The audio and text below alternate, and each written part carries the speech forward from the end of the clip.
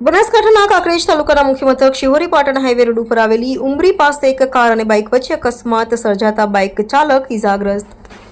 મળતી માહિતી પ્રમાણે કાંકરેજ તાલુકાના મુખ્ય મથક શિહોરીથી પાટણ હાઈવે રોડ ઉપર આવેલી ઉમરી પાસે એક વેગેનર કાર ચાલકે બાઇકને અડફેટમાં લેતા બાઇક ચાલક ગંભીર રીતે ઇજાગ્રસ્ત થતા તાત્કાલિક સારવાર અર્થે ખસેડવામાં આવ્યો હતો અને વેગેનર કાર ચાલક કાર મૂકીને ભાગી ગયો હોવાનું સામે આવ્યું હતું।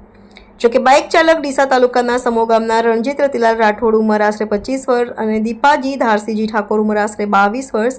બંને રહે સમો તાલુકો ડીસા અને કાર ચાલકે આનો છે અને કેવી રીતે અકસ્માત સર્જાયો અંગે હજુ સુધી કોઈ શિહોરી પોલીસ સ્ટેશનમાં ફરિયાદ નોંધાવી નથી, પરંતુ પાટણ શિહોરી હાઈવે રોડ ઉપર અવારનવાર અકસ્માત યથાવત રહેવા પામ્યા છે। જોકે બંને ઇજાગ્રસ્તોને પાટણ ખાતે વધુ સારવાર અર્થે ખસેડવામાં આવ્યો હોવાનું શિહોરી સરકારી હોસ્પિટલ દ્વારા જણાવાયું હતું।